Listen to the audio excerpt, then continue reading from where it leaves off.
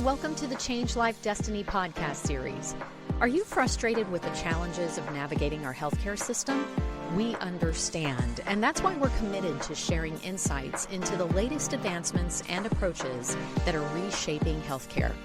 Join us as we explore the stories of practitioners and innovators who are leading the way toward a healthier future. Let's dive in and learn together. Well, hello, everyone, and welcome back to the Changing Life and Destiny podcast series. As always, I'm your host, Stephanie, and I'm here today with a very special person, Miss Susan Johnson. Thank you so much for being on with us today, Susan.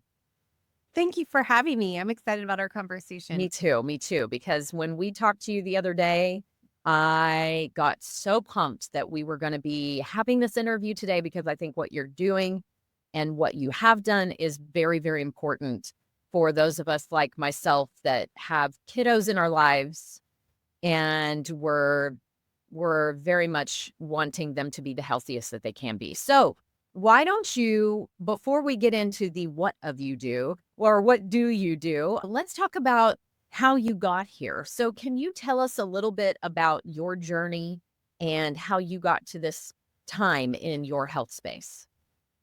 Yeah, absolutely. So it actually goes all the way back to when my now 15-year-old was born. We adopted her at birth. My husband and I always wanted to adopt, and we started with our firstborn, and we adopted her when she, from the hospital at birth. And I just remember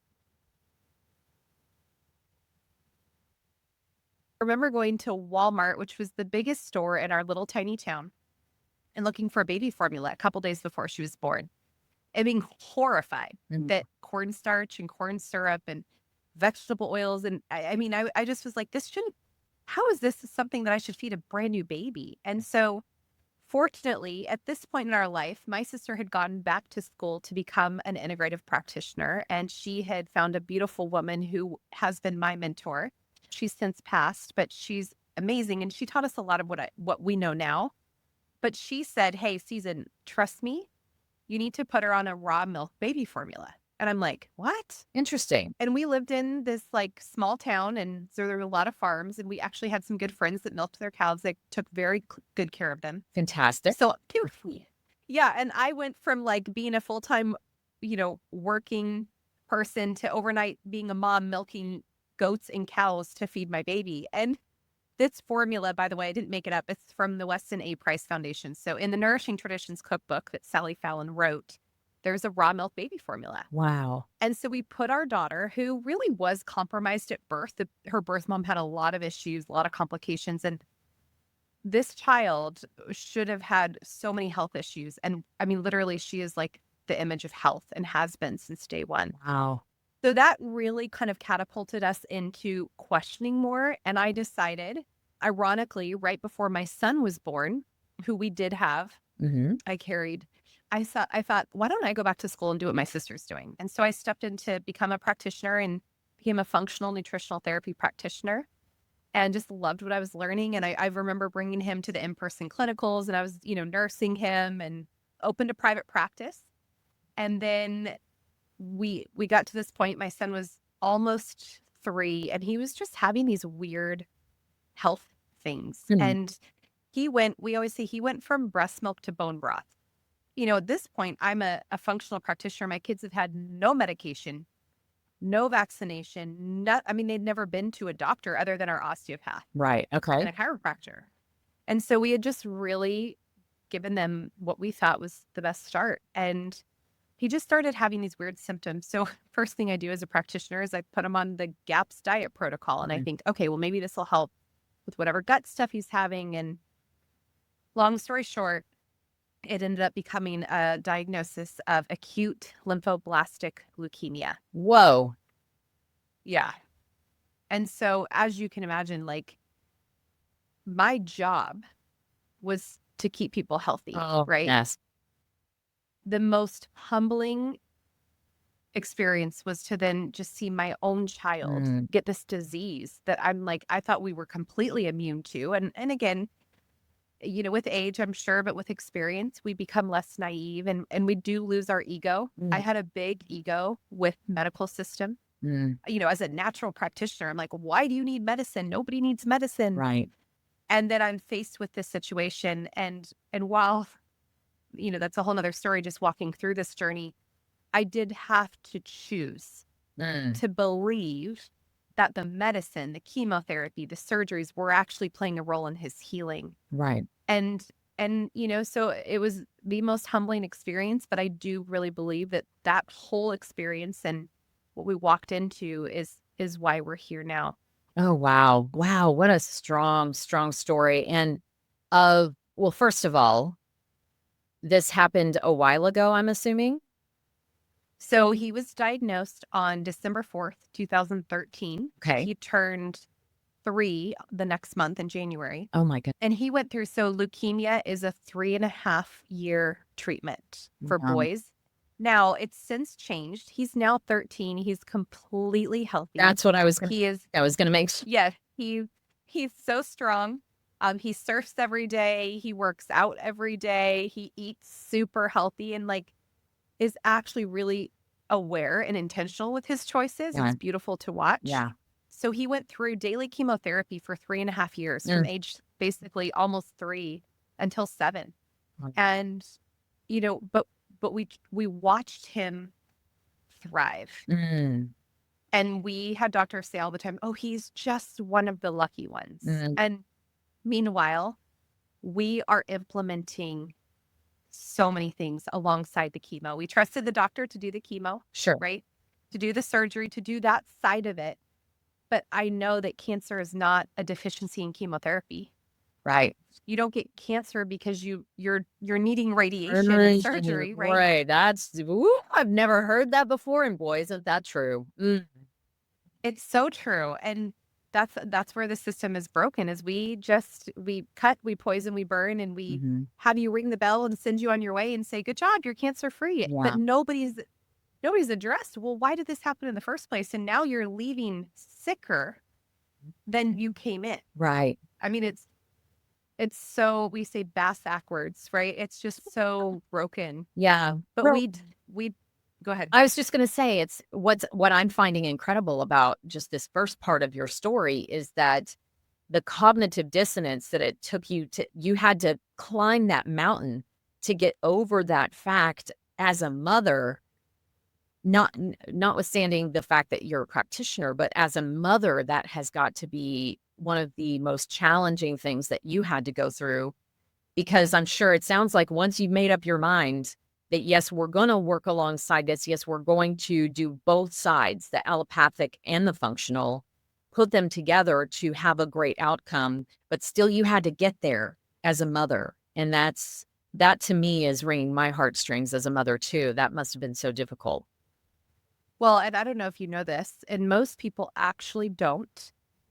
You don't have a choice.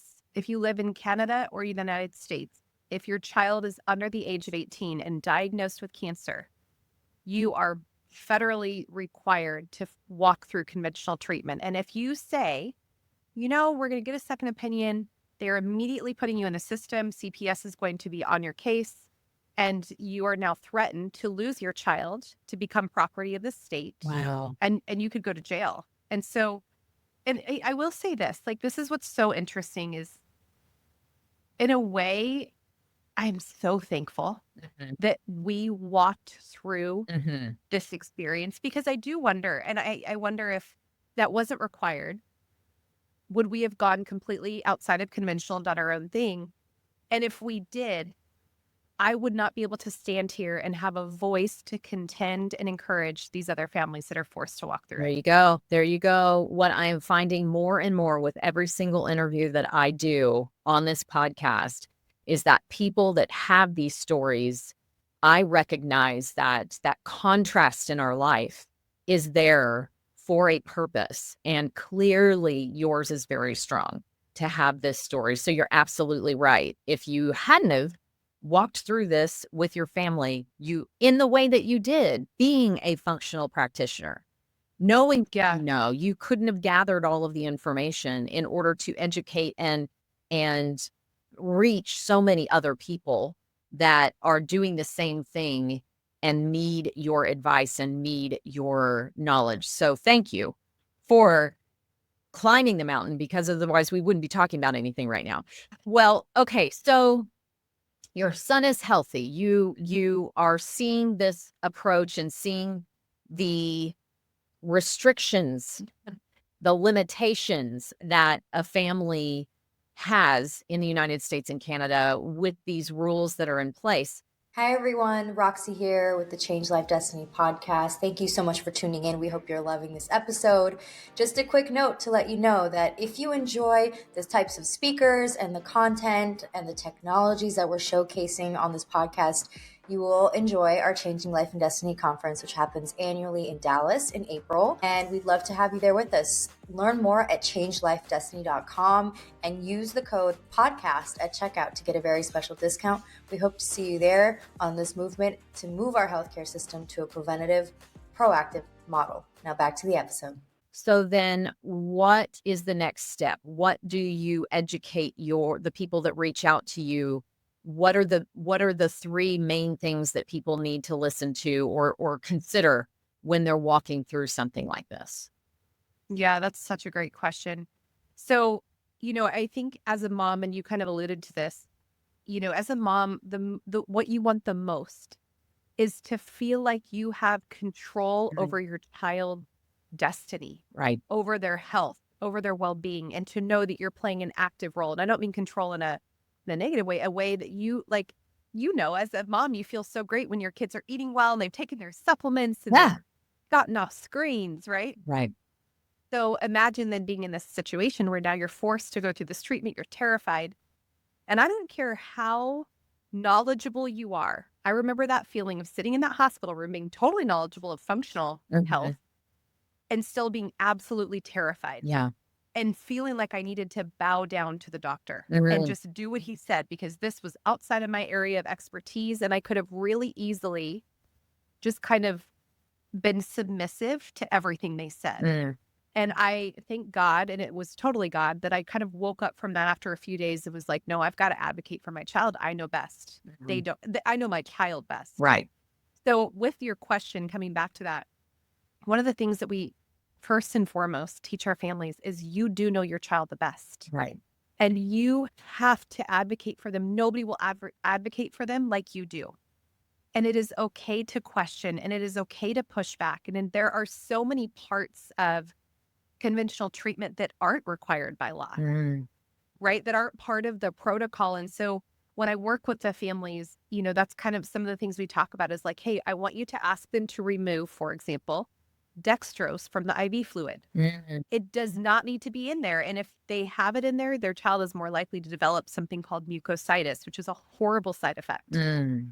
So let's remove dextrose. Let's also try to pull them off any of the preventative meds, right? Like they'll put kids naturally just for fun, not fun, but they'll just put every child on 3 anti-nausea medications, Zofran, dexamethasone, and then there's another one that they'll use. So let's first her, right? Yeah. Let's first try to support their bodies. And so advocating is number 1. And the number 2 thing would be nutrition. And you and I both know, like, what we put in our body will either fight or feed disease. Right.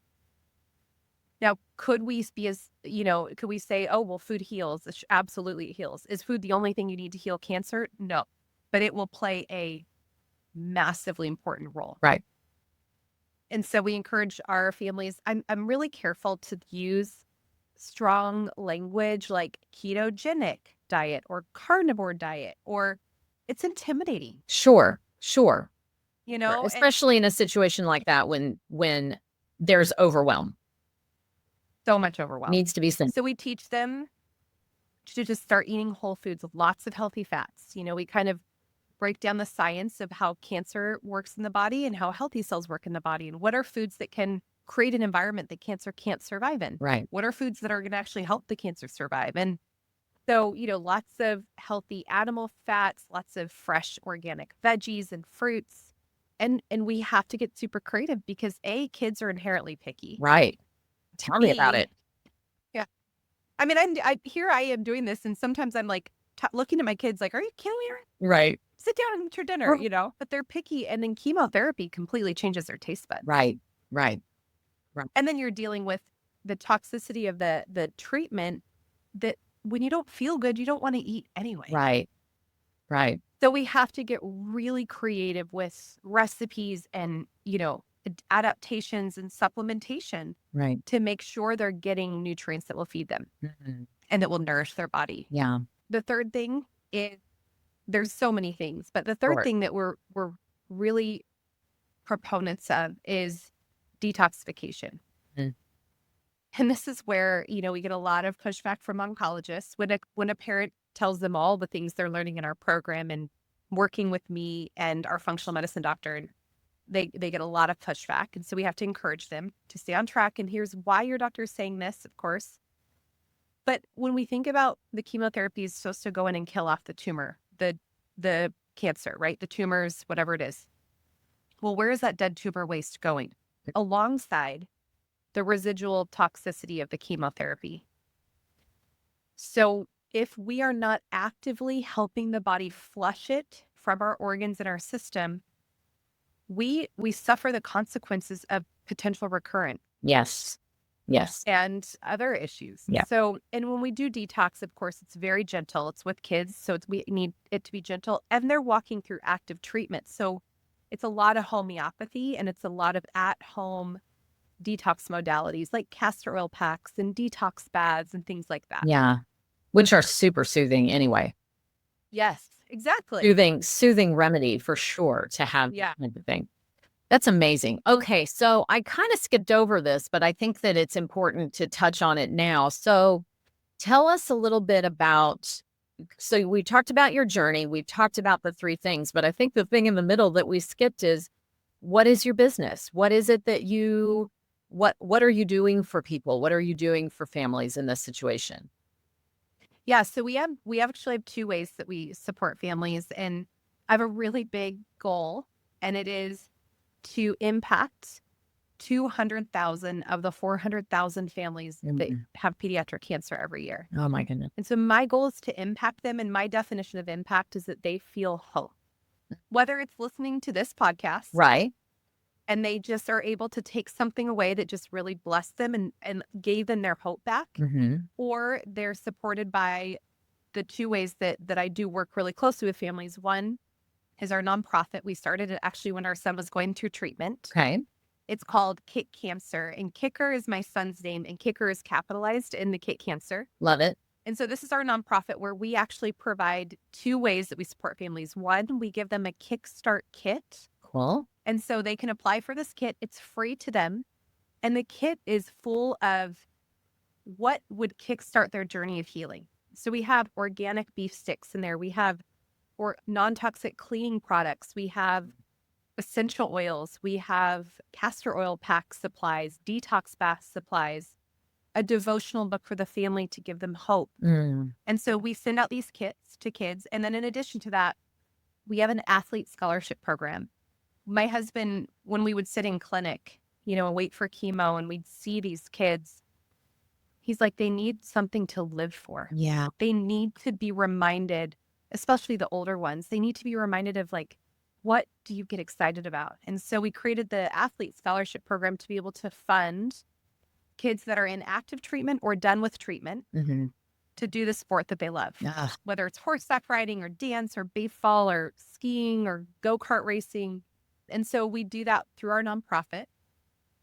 And then the program that I have is called Thrive Through Cancer Formula. And it's a program for both in treatment and done with treatment, where myself and our functional medicine doctor, Dr. Charles Pennick, we coach families in a group setting every single week. And we're walking them through their specific questions. We're actually rolling out lab work and testing. We're going to do gut testing and toxin testing and genetic testing. And, we chose a group setting because we truly believe, and there's plenty of studies and research behind this, that healing happens in community. And so for these moms to get on these calls and see each other every week and weep together and celebrate their wins and encourage each other, it is incredible. Yeah. It's like I have goosebumps talking about it. It's one of the most beautiful things. So the Thrive Through Cancer formula, it's Thrive Through Cancer and Thrive Beyond Cancer, the two programs. And again, it's just a way that we can support them alongside what the oncologist is doing with their child. Oh, I love that so much. I love that so much. It is an admirable, I will not say lofty goal that you have. I do not think that in this day and age, it will be difficult for you to reach your goal with the world of fast communication that we have. Right. So I think that you're going to reach that. So, okay, so that's fantastic. And I'm certain that you've already reached so many people's lives. What are within your realm so far in your business? What are some of the stories of change that you just love?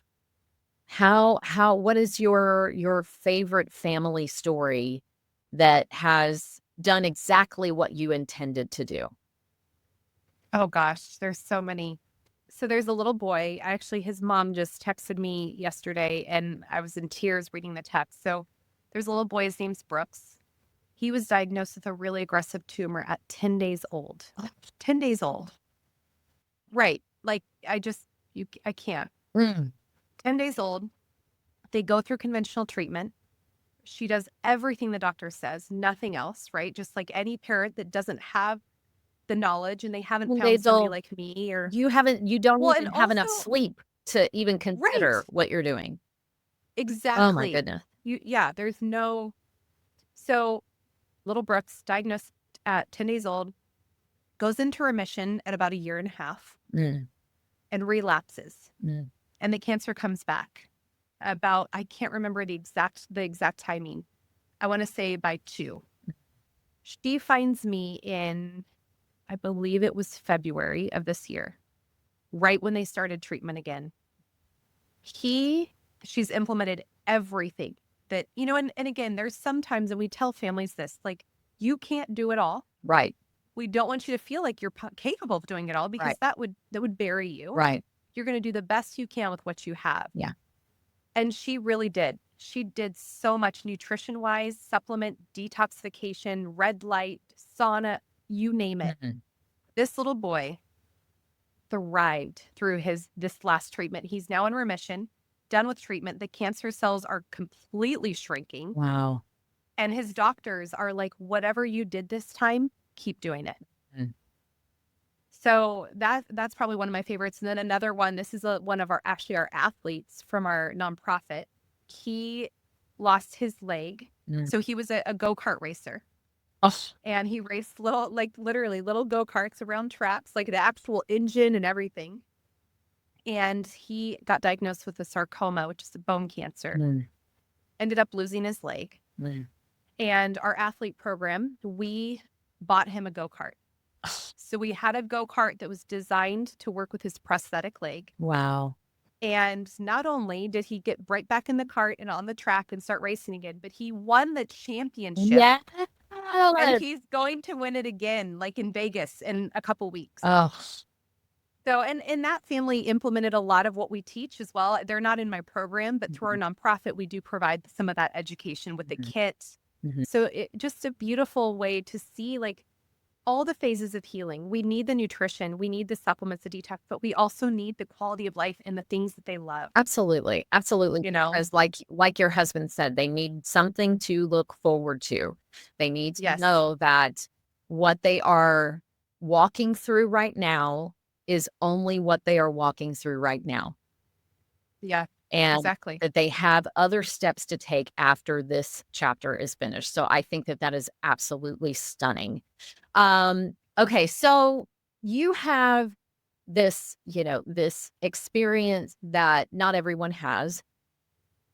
And I've interviewed a couple of people, and this answer is always so intriguing to me based on what the person is surrounded with at the time. However, what would be if you had the ability to dream, which you do all the time, dream about the future of healthcare?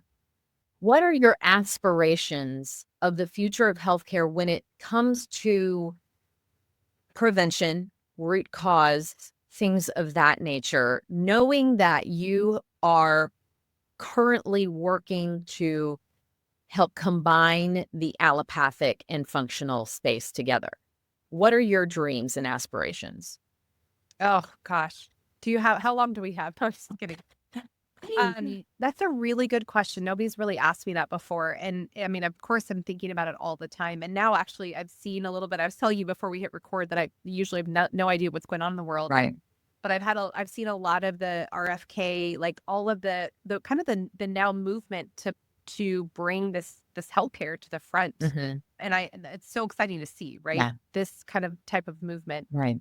But if I had to say what it would look like, there's a couple things. Number one, and we didn't touch on this, in as far as my pillars. It is a part of what we teach, but it's something that I don't even feel like I'm really an expert in. And it's the root of emotions and disease.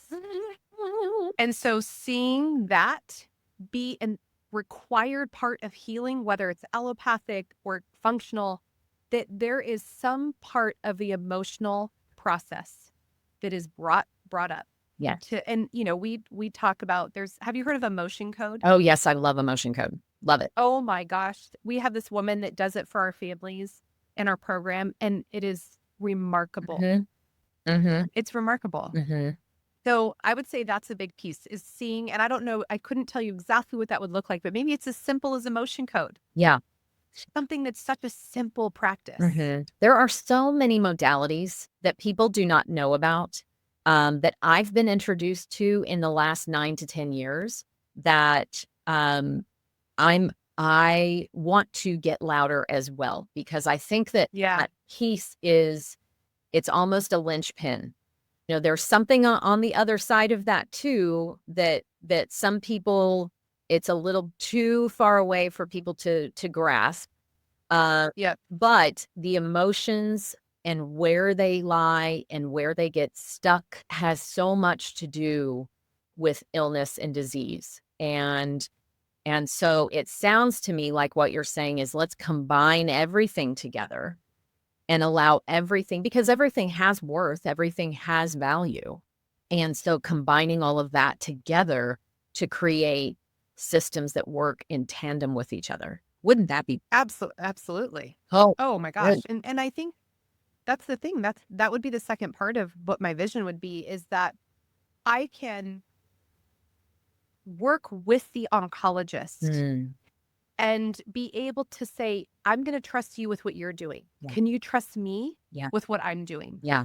And, knowing that nothing is contraindicated, to the idea of revising medical school, that feels almost impossible to make a goal, right? It's not going to happen. So, and we're working on this a little bit. We just had a meeting in Miami at a children's hospital there, and they brought us in and let us speak to the families, which was a huge step. Love it. So what we're starting to see happen is the families in my program, their kids are thriving. And so the doctors are saying, what are you doing? And they're making that introduction. Right. And some of these doctors are like, hey, I want to talk to Susan. How do I get on a call with her?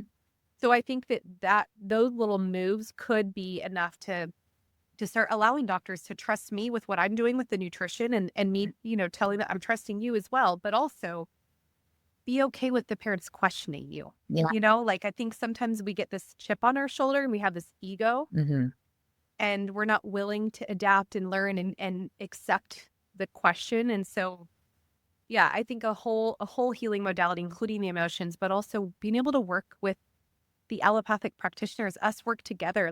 Our goal is healing. Yeah. Yeah, absolutely. I think that that's a beautiful desire and dream for the future, because there are purposes for it all. There's a need for it all. And the sooner that we as a group of humans on this planet decide to go into more of a positive space and work together, the better. Absolutely. Yeah. Absolutely. Well, Susan, I just can't thank you enough for, the work that you're doing is very, very, very important, and not just for patients. It's really important for families, and really important for really, really stressed out, worried mamas. And so I thank you so much for the work that you've done for walking through this process with your son in the way that you did. It really did open the door that for possibilities that you don't even know everything that's coming your way. So I just thank you for everything that you've done. Thank you for being with us today on this podcast. I know we could talk for more hours. For sure. But if anyone is interested, we will put in the show notes for this podcast where you can find Season, how you can reach out to her if you need her services or know someone else that might need them, because you probably do. With the statistics that are out there, you probably know a family that needs her assistance or a doctor that may want to be open to talking to her. So, yeah, Season, thank you so much for your time today. Thank you. And I appreciate the encouraging words too. I really do. And thank you for what you're doing and just bringing to light like these really important topics. We got to get loud. We got to get loud. We do. All right. Have a great day. Absolutely. Thank you. Thank you for tuning in to the Change Life Destiny Show. We hope you found today's conversation enlightening and empowering. Be sure to join us each week for more thought-provoking discussions and inspiring stories. Don't miss out on staying up to date with the latest in healthcare innovation. Subscribe to our podcast and visit us at changelifedestiny.com to explore more about the practitioners, technologies, and how you can take control of your health journey.